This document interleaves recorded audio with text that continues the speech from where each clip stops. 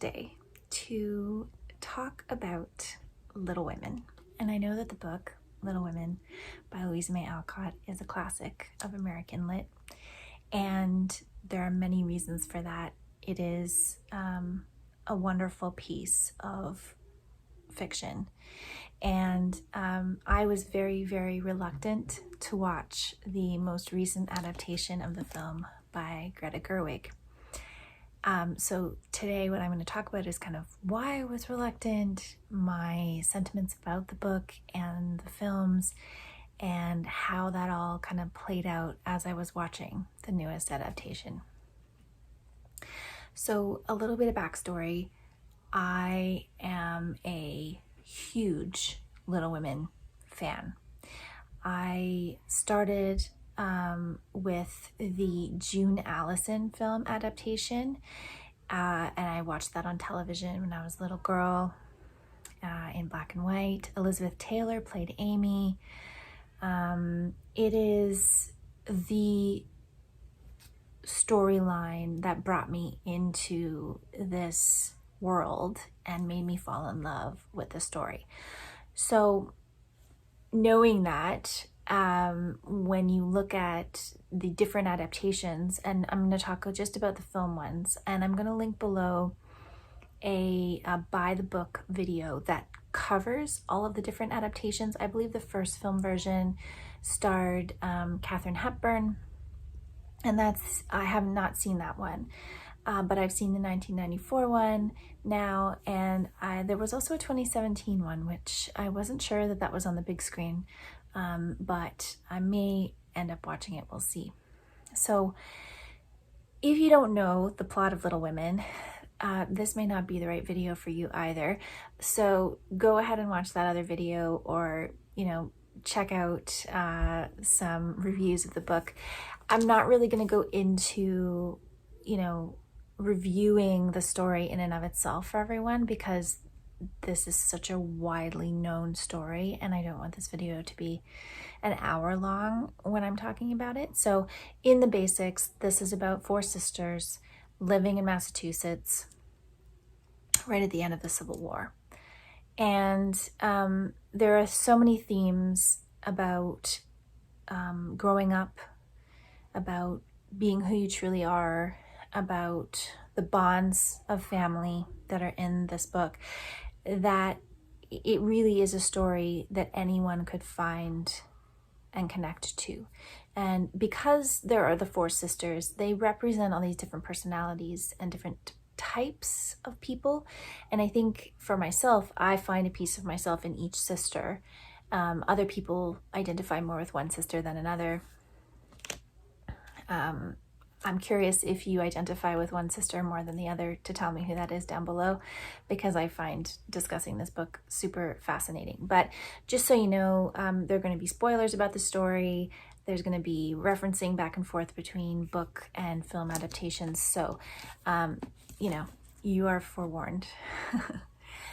Okay, so maybe I should also explain to you that when I fall in love with characters as much as I have the four sisters in Little Women, I become very attached to that love, that version, that version of them in my mind. And so I can be very stubborn about new adaptations. I'm trying to become more of a person that accepts newness and with more enthusiasm, and but yeah, it's hard for me because I love them so much, and I did trust Greta Gerwig. I have seen Lady Bird, I have seen Frances Ha, so I understand her style. I like her as an actress. I like her as a director, as a visionary. Lady Bird was really good. I didn't think it was as good as everyone else thought, but I did really enjoy it. So I would definitely call myself a Greta Gerwig fan. And I loved the idea that she wanted to bring a feminist interpretation to the story. So as my reluctance, I just overcame my reluctance to watch the film. And as it opened, and when I saw that she had changed the starting point of the plot for her film, that immediately put my guard up. And I started to get nervous because I thought, this is a really, original leap with this story, because, all the other film adaptations follow the book in a chronological timeline from the time the girls are young until the girls are young adults. So like late, early to mid-teens to the times they're in their mid-20s. And there's reasons for the plot being in this order. So I was a little bit worried at first, like, why is she starting in the middle? Why is she jumping back and forth? I was also watching this with my husband, and this was the first time he'd ever been exposed to the story. And I was hesitant to add too much commentary to the story because I didn't want to hinder his experience of it and be critical or be disdainful of anything that Greta Gerwig decided to do in this version, but I also wanted him to not get lost. And I think he did find a few times that it was a little bit confusing as to the timeline, and some of the other reviews I've watched, other people felt a little bit that way too. And as other people have said, if you're really familiar with the material, so if you've read the book, if you've seen the other movies, then you can probably handle the jumping back and forth in time better than someone who had never seen the story before or didn't know the way the story progresses. I think that all of Greta Gerwig's feminist interpretations that she added into this film were worthy of being added. I think her perspective was a wonderful thing to watch. As the movie progressed, I was able to get on board with what she'd done. So at the beginning, I was very reluctant and like, why did she do it this way? By the end, I loved the little clever things that she put in to the ending, relating it to Louise and May Alcott's life. I loved her development of Amy. And this is an interesting thing. So I don't know if anyone else feels this way, feels that Amy is supposed to be disliked. I've never disliked Amy. Amy is the character that grows the most, that shows the most depth, that shows the most opening.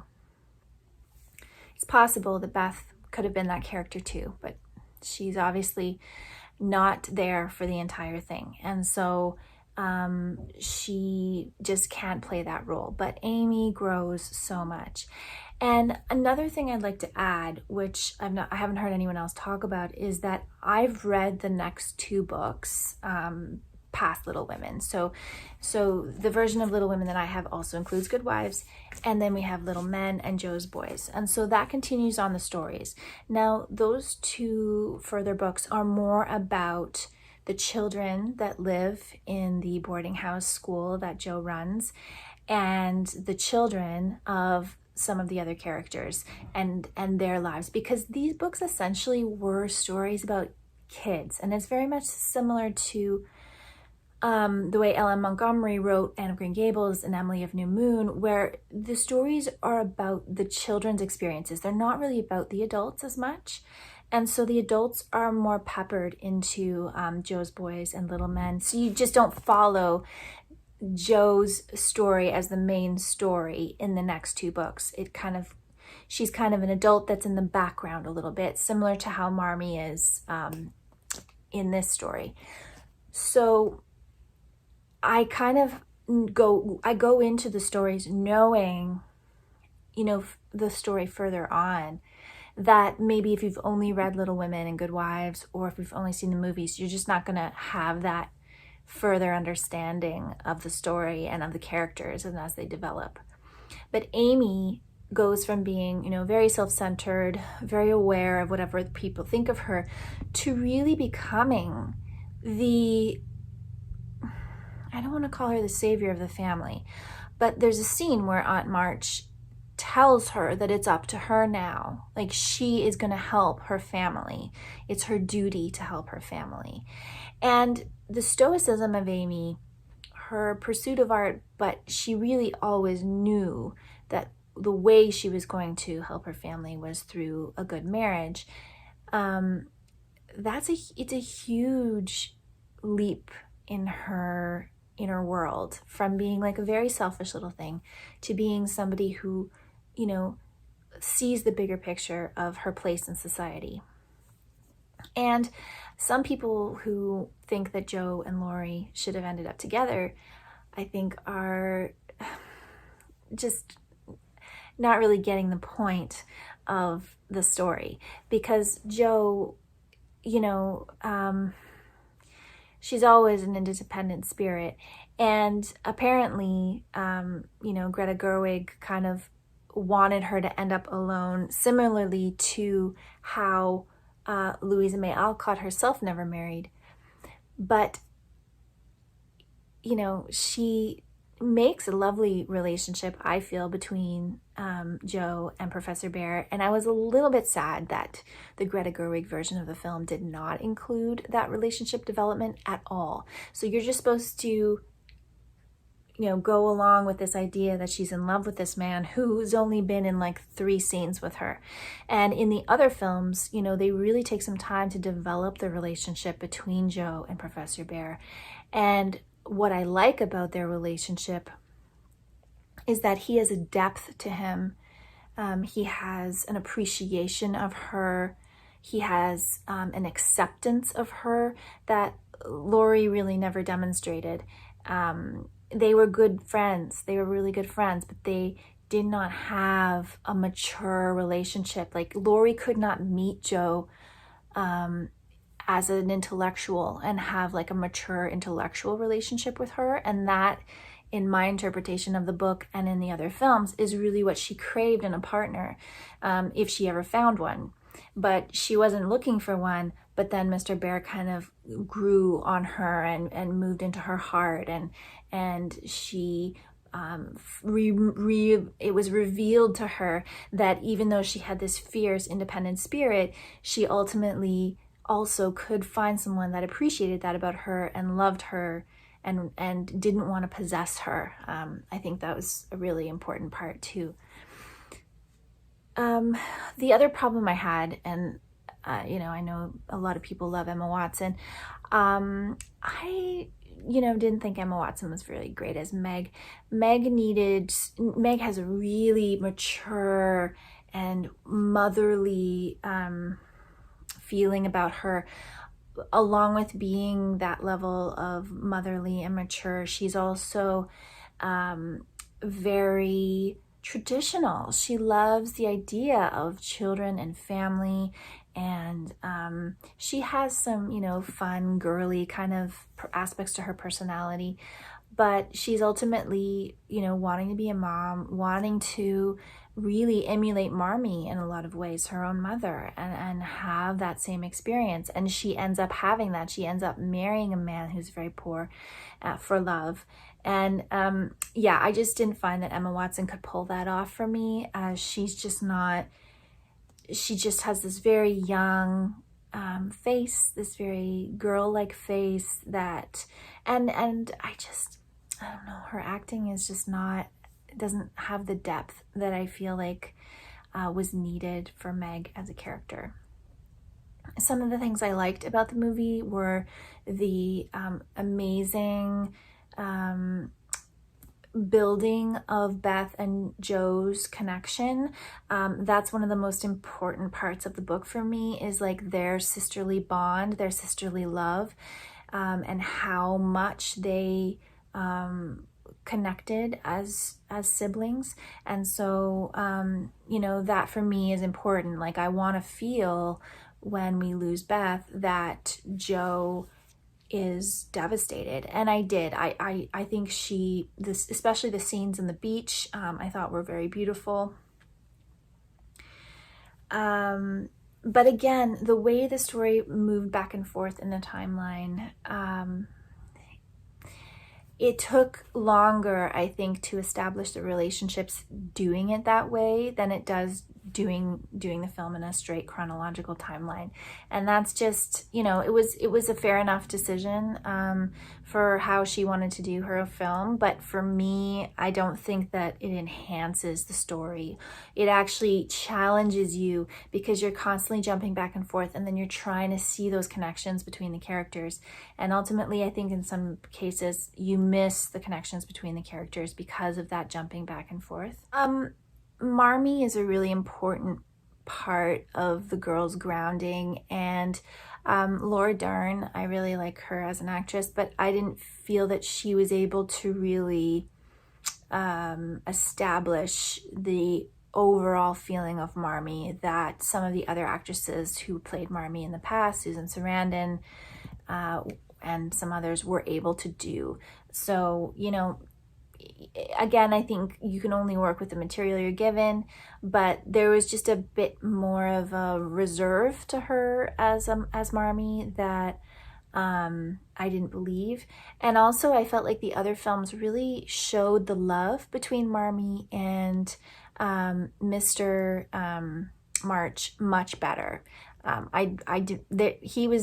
March's character was so inconsequential in this version, and I understand why. What she was trying to do, focus on the girls, focus on their quest to be independent women in a world where independent women didn't really exist to quite a degree, unless they were like Aunt March and were independently wealthy. They just didn't have the agency at all. So overall, I enjoyed the film, and I think that, you know, it's good to take these stories and reinterpret them. It does make me a little bit sad that, you know, the extent of these stories, like the level of depth that the book and some of the other films can give you, was not as much conveyed in that version as I think it could have been. When you're looking at something that is so sentimental, and I will agree that I think I am very biased for this story. When you love something that much, when you're that invested in a story, it's going to be very hard for anyone else to interpret it in a way that is going to live up to all the expectations and all of the requirements that you have for loving something. In terms of a coming of age story, this is one of the best there is. And it really is a simple story of the sisters. And I think that, you know, a lot of the meta references that you see in the Greta Gerwig film, when Jo is negotiating with the publisher and she's trying to get her stories published and she's trying to be taken seriously as a writer, and he's like, there's got to be a wedding, you've got to have a wedding in there, and how that references back to different parts of the story, I think were done very cleverly. And it did in the end win me over with its charm and with, you know, Greta Gerwig's I want to say agenda. I don't know if she just her way of wanting to interpret the story, I think, was very valid. And I'm glad I watched it.